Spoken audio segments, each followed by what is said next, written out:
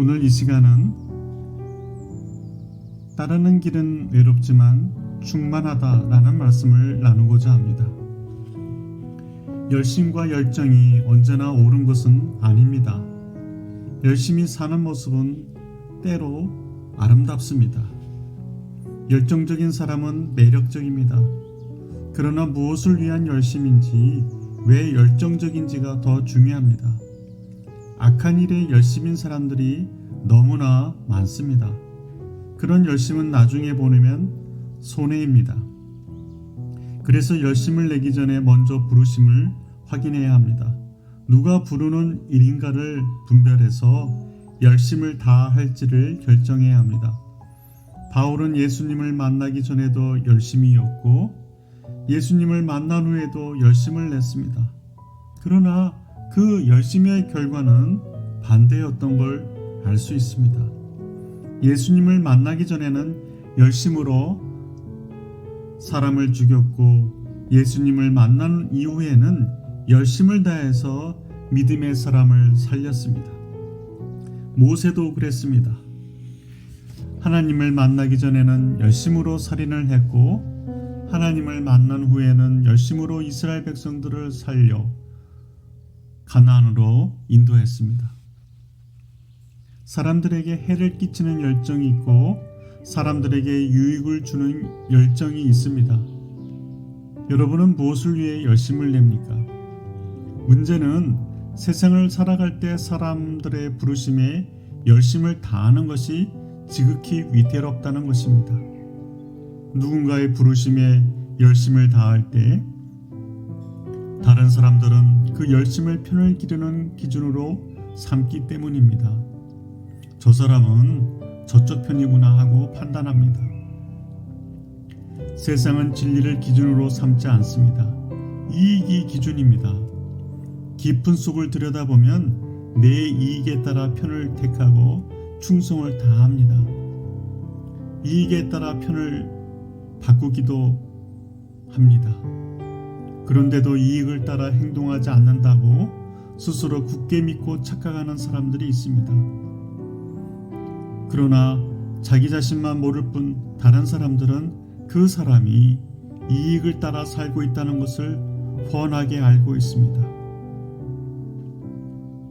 베드로는 부르심을 듣고 따라가는 데 필요한 원칙을 제시합니다. 아마도 베드로 자신이 수없이 넘어지고 다시 일어서면서 스스로 터득한 기준일 것입니다. 그는 어느 순간부터 예수님만 따르기로 결단했습니다. 베드로전서 2장 11절에 사랑하는 자들아 거류민과 나그네 같은 너희를 권하노니 영혼을 거슬러 싸우는 육체의 정욕을 제어하라 라고 기록하고 있습니다. 먼저 베드로는 구원받은 백성들이 이 땅에서는 거류민과 나그네 같이 사는 사람들이라는 사실을 일깨워 줍니다. 우리는 구원받고 세상에서 주인 노릇을 하고 싶어 합니다. 하나님이 아버지가 되셨으니 이제 상속자가 된 것이고 그러면 세상을 다 유산으로 받아야 하는 것 아닙니까? 무엇이든지 구하면 다 주겠다고 약속하지 않으셨습니까? 많은 사람들이 이렇게 생각하기 쉽습니다. 베드로도 예수님을 따르기 시작했을 때는 아마 그런 마음이었을 것입니다. 예수님의 기적과 능력을 보면서 더욱 그랬을 것입니다. 다른 제자들도 마찬가지였을 것입니다. 그러니 제자들이 누가 더 큰가 다투기도 했겠지요. 예수님이 예루살렘에 입성하여 왕위에 앉아 있으시면 누가 하나님의 오른편과 외편에 앉아 있을 것인지를 속으로 헤아렸을 것입니다. 그러나 베드로가 분명하게 말합니다. 구원받은 사람들은 이 땅에서 마치 나그네처럼 사는 존재라는 것입니다. 본향을 그리워하는 사람들처럼 살아가는 것입니다. 그러니 잠시 사는 곳에서 너무 욕심낼 필요가 없습니다. 오래 여행하는 사람은 짐이 단출합니다. 외국인들은 곧 다시 돌아갈 생각에 집도 안 사고 새를 들어 삽니다. 여행객처럼 살면 이 땅에서 자유롭습니다. 굳이 사람한테 목을 매지 않아도 됩니다. 사람으로부터 자유로워지는 것이 중요합니다. 이것이 빛 가운데 걸어가는 것입니다. 사람들의 기준이 자기 삶을 지배하지 못하도록 해야 합니다.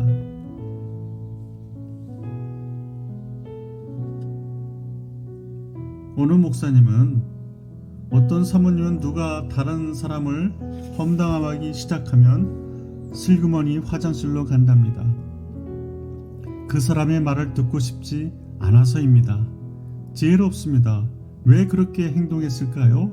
그런 것들에 묶이고 싶지 않기 때문입니다. 사람들의 헛된 생각과 말에 묶이지 않겠다는 것입니다. 사람의 생각과 말에 묶이지 않으면 삶이 놀랍게 변합니다. 그런 삶을 지속하기 위해서는 영혼을 거스르는 육체의 정욕과 싸워야 합니다.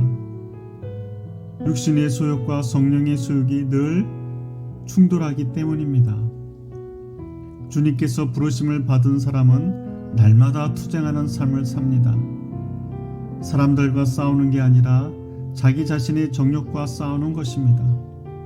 어떻게 하면 자기 자신을 이길 수 있는지가 무엇보다 큰 관심거리입니다. 이런 싸움을 통해 자기도 모르게 삶이 날로 업그레이드 됩니다. 구원받은 삶은 변해가는 삶입니다.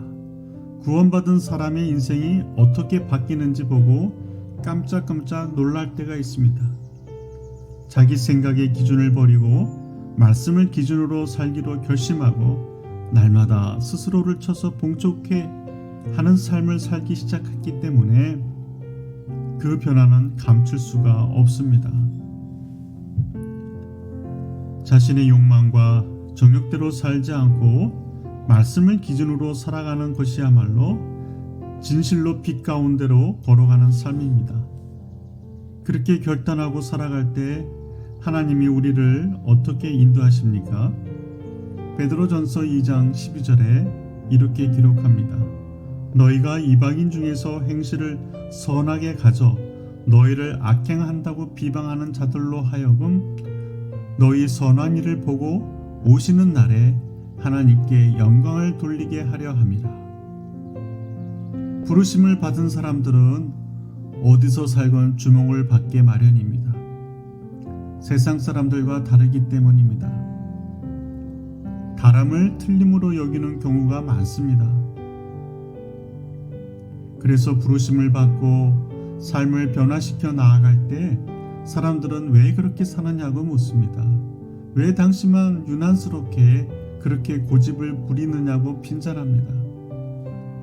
사람들은 옳고 그름을 가지고 분별하기보다는 다수냐 소수냐를 기준으로 판단하고 행동합니다. 심지어 교통신호보다는 다른 차들이 어떻게 움직이느냐에 따라서 가고 서는 것을 결정하기도 합니다. 다른 차들이 다 움직이는데도 빨간불에 멈춰 서 있으면 손가락질을 당합니다. 경적을 울려대며 다들 가는데 왜 당신만 서 있느냐고 욕합니다. 그렇습니다. 구원받았다는 것은 우리를 구원하신 분이 드러나는 삶을 살기 시작했다는 뜻입니다. 세상으로부터 비난을 받을지라도 말씀이 가르치는 선한 행실로 바른 기준을 지킬 때 하나님의 영광이 드러나게 될 것입니다. 하나님은 하나님을 드러낼 사람들을 계속해서 부르십니다. 오늘도 들어주셔서 수고하셨습니다. 다음 시간에는 부르심으로 꽃이 된다라는 말씀을 나누겠습니다.